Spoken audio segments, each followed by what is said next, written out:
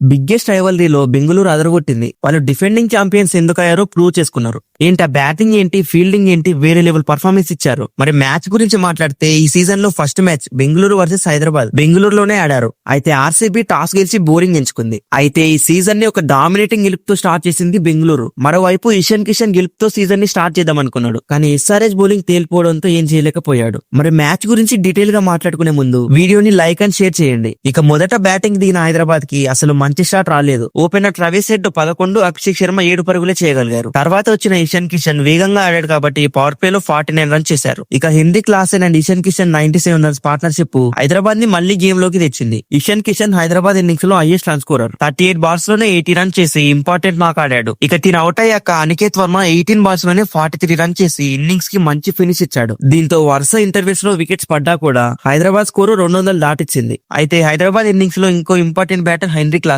31 runs తో ఇషాన్ కిషన్ కి మంచి సపోర్ట్ ఇచ్చాడు. ఓవరాల్ గా 29 for 3 నుండి మంచి కంబ్యాక్ ఇచ్చింది హైదరాబాద్. ఇక ఆర్సీబీ బౌలింగ్ లో జాకబ్ డఫీ డెబ్యూ మ్యాచ్ లోనే అదరగొట్టాడు. 3 వికెట్లు తీసుకుని చెలరేగిపోయాడు. హజల్వుడ్ లేని లోటుని పూర్తిగా తీర్చేశాడు భయ్య. మరో బౌలర్ రొమారియో షిఫర్ట్ కూడా 3 వికెట్లు తీసుకున్నాడు. తినకి మాత్రం ఫిల్ సాల్ట్ వల్ల వికెట్లు వచ్చాయనడంలో ఎలాంటి సందేహం లేదు. ఏంటి ఆ క్యాచెస్ ఏంటి అసలు? ఆ ఫ్లయింగ్ క్యాచ్ అయితే ఇప్పటి వరకు ఐపీఎల్ హిస్టరీలో one of the best catch అని చెప్పొచ్చు. ఇక సెకండ్ ఇన్నింగ్స్ లో 202 రన్స్ ని చేసేయడానికి దిగిన బెంగళూరుకి మంచి స్టార్ట్ రాలేదు. ఇన్నింగ్స్ సెకండ్ ఓవర్ లోనే ఫిలిప్ సాల్ట్ జస్ట్ 8 రన్స్ కి అవుట్ అయ్యాడు. కానీ తర్వాత వచ్చిన దేవదత్ పడికల్ మాత్రం విశ్వరూపం చూపించేశాడు. హైదరాబాద్ బౌలర్స్ పై వీర విహారం చేశాడు. ఆడుతూ పాడుతూ సిక్సర్లు కొట్టాడు భయ్య.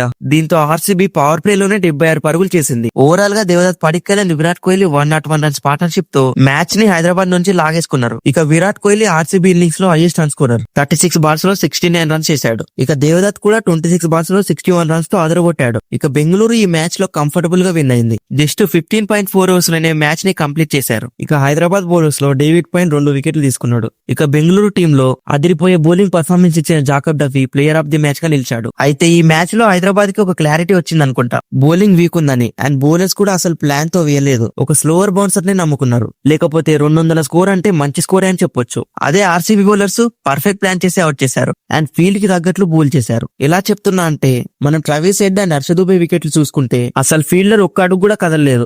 బాల్ స్ట్రేట్ గా చేతుల్లోకి వెళ్ళిపోయింది. అందుకే ఆర్సీబీ బౌలర్స్ పర్ఫెక్ట్ ప్లానింగ్ తో వచ్చారు. ఇలా ఆర్సీబీ లాస్ట్ సీజన్ జోష్ ని అలానే ఉంచుకొని సునాయాసంగా గెలిచారు. మరి హైదరాబాద్ నెక్స్ట్ మ్యాచెస్ లో ఎలా బౌన్స్ బ్యాక్ అవుతుందో చూడాలి. బౌలింగ్ ఇలానే ఉంటే మాత్రం చాలా కష్టం అవుతుంది. బ్యాటింగ్ లో పర్లేదని చెప్పొచ్చు. ఎందుకంటే 3 బ్యాటర్స్ ఆడితేనే 200 స్కోర్ వచ్చిందంటే అర్థం చేసుకోండి. మరి మరో వీడియోలో మళ్ళీ కలుద్దాం. అప్పటి వరకు ఛానల్ ని సబ్స్క్రైబ్ చేసి పెట్టుకోండి.